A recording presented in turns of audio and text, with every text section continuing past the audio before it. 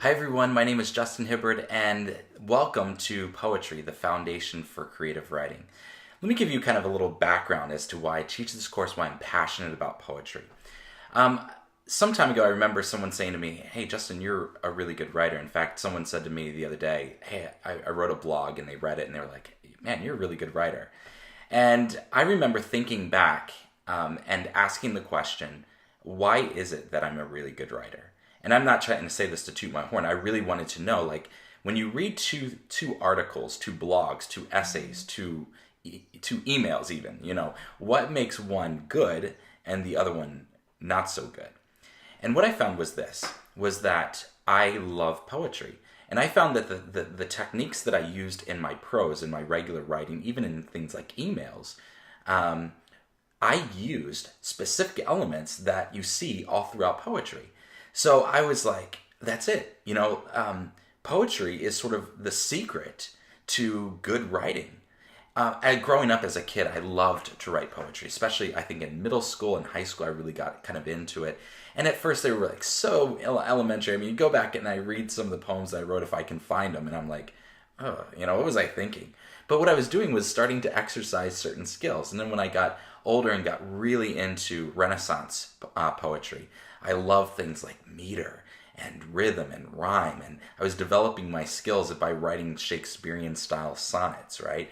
And so I would use things like alliteration and assonance and consonants and make choices about words. And what I found was that was spilling over into all of my other writing.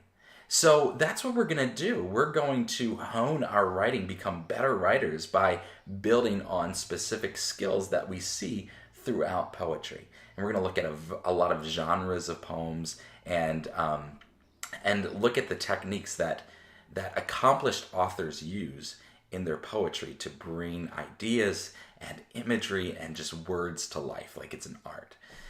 I think sometimes as writers, what happens is we have a thought, and even not just as, writers or like accomplished writers, but even just everyone, as they're writing, whether it's a blog post or whether it's an email or whether it's something, a micro blog like Twitter or Facebook. We have this thought and we're like, oh, I'm going to get it on the paper, and our thoughts just kind of spew out onto the paper, just kind of throw up onto the paper, right? And that's not good writing. So what we do is as we learn these skills, I think of them as filters, right? So every little lesson we're going to learn, and I've broken this course down into lots of mini lessons that you can go through, but each little lesson is like a filter, right? So think of the first lesson, alliteration, as a filter. So these thoughts come in and boom, it's going to hit the filter, and now we're going to make choices about our words. We're going to say, oh, if I use this word instead of this word, then that's better. It's a better sound. And then we add another filter on top of that. So as we get through alliteration, we go to assonance, and all of a sudden there's another filter, and we say, oh, wait, but if I use this word instead of this word, and slowly we're making decisions about our words. I want you to remember this quote. It's by Mark Twain. He said, the difference between the right word and the almost right word is the difference between lightning and a lightning bug. And I got to tell you, it's so true. Right?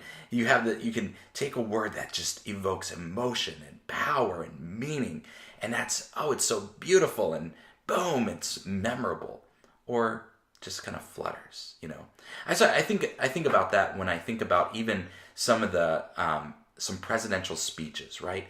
You think of Abraham Lincoln's Gettysburg Address 77 years ago. Why is that so memorable, right? Why is that? Like, we just remember that phrase, 77 years ago.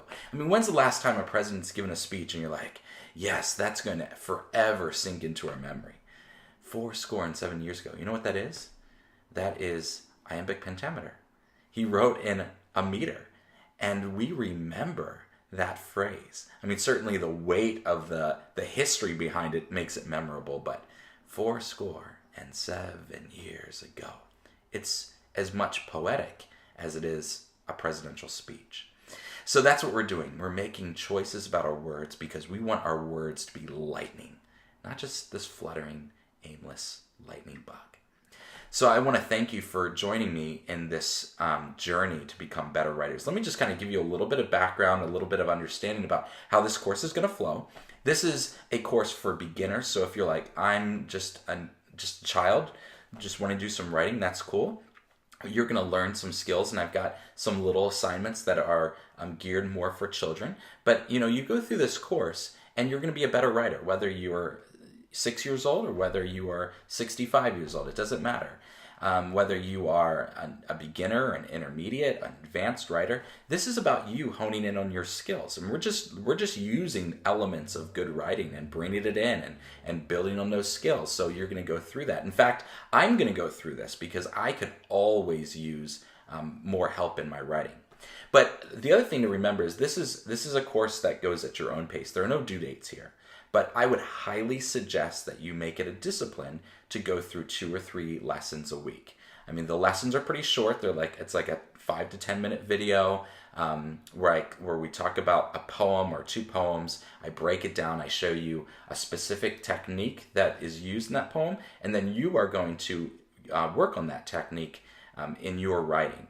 So each time, and then we're just going to keep building and building and building on skills. So this is not a course to get through things. In fact, I would encourage you to make multiple submissions. So you might submit and then go back and work on it again and submit it again. This is not something to rush through.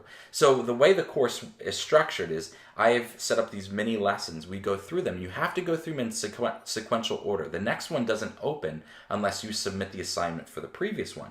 But now once you've submitted the previous assignment, you can always go back and do other lessons. So I strongly encourage you that as you're working through this course, at certain points you go back and submit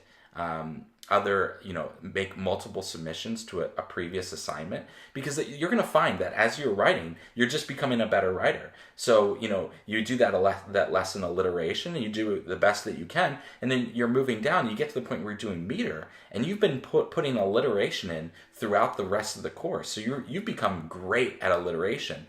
Go back and do that alliteration assignments and see the difference that you've made between when you first started and now where you are. I mean, really, this is about you. This isn't about rushing through this course. I think sometimes in education, it's just like this rush to get done and give me my certificate. There is no award for finishing.